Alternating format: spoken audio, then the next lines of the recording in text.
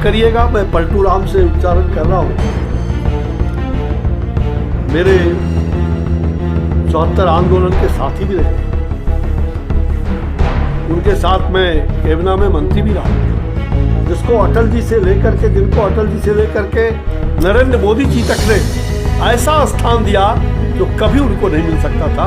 लेकिन फिर भी उन्होंने वैसे लोग जो भ्रष्टाचार के आरोप में जेल जा रहे हैं, छूट रहे हैं, आ रहे हैं, जा रहे हैं, और उन्होंने ही कोर्ट में अपने लोगों के द्वारा यह करतूत अगर उन्होंने जेल भिजवाने में काम किया तो आज फिर उनकी स्तुति गान करने में वो सबसे आगे है। उनके गोद में, भ्रष्टाचारियों के गोद में बैठ करके इतना दुर्भाग्यपूर्ण बिहार को फिर से उस जंगल राज में धकेलने का जो प्रयास किया, और नारी शक्ति का जो अपमान हो रहा है, नारी के साथ जो अभद्रता हो रही है प्रतिदिन, जिस प्रकार से पूरा बिहार कहा जाए कि फिर से जंगल राज से डर रहा है कि कहीं जंगल राज न आ जाए, और सचमुच में आज नारी उससे ज्यादा चिंतित है। हत्याएं, बलात्कार, हिंसा, अपराध प्रतिदिन चैन छीन, मतलब हजारों महिलाओं के पूजा पर जाए या मार्केटिंग जाए, चैन छीने जाते सभी शहरों में, उसका केस तक दर्ज नहीं है। ये नारी के साथ जो अपमानजनक बातें होती रहती है, और महिला आरक्षण को उस सरकार ने, बिहार की सरकार ने बड़े बड़े विज्ञापन देकर अखबारों में, अभी अच्छी बात है, लेकिन बिहार में महिलाओं को आरक्षण किसकी सरकार ने? जब हम थे, भाजपा जब थी, उस समय हमने कहा कि ये मिलना हो चाहिए, और हम लोगों ने, आपको भले मुख्यमंत्री थे, लेकिन अगर हम लोग नहीं होते तो हिम्मत कहाँ था?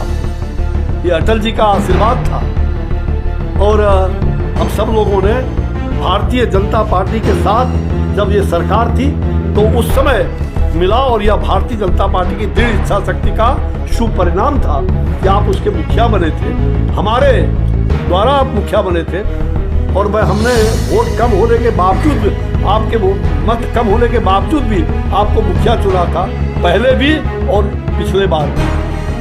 तो बिहार से जो एनडीए की सरकार है, नीतीश कुमार जी ने पलटी मार दी, और फिर क्या हाल बन गया है आप सभी उससे वाकिफ हैं। और इसलिए आप आज बिहार फिर से पूरे देश में हत्या, अपराध और महिलाओं से के बारे में जो मैंने कहा, उनके साथ गलत व्यवहार और पूरी तरह से लूट एवं सुशासन वाले राज्य के रूप में आज बिहार जाना जाता है। आज पूरे देश में बिहार के जो 2005 से 10 में हमारे साथ मंत्री थे, उस समय जो बिहार को लोगों को 5 से 10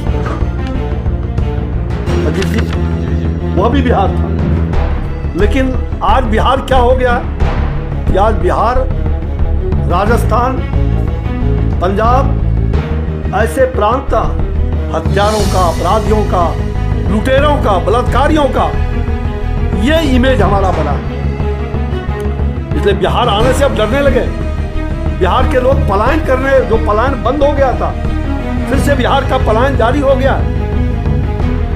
आज ट्रेन में, हवाई जहाज में, जहां भी देखो बिहार आने से अब भयभीत हो जाते हैं, और महिलाएं तो पूरी तरह से। मुझे याद है जिस दिन ये सरकार, इनकी जो खिचड़ी सरकार बन रही थी पलटू राम जी की, हम उस दिन हवाई जहाज से कई लोग आ रहे थे, मेरे बगल में कई महिलाएं बैठी थी, वो कह रही थी चिल्ला चिल्ला, बचा लीजिए बिहार को, दिल्ली से पट्टा आ रही, बचा लीजिए इस बिहार को। ये क्या हो रहा है? इनका मति क्या हो गया है? ये पागल हो गए हैं क्या? महिलाएं चिल्ला चिल्ला करके हवाई जहाज में बोल रही।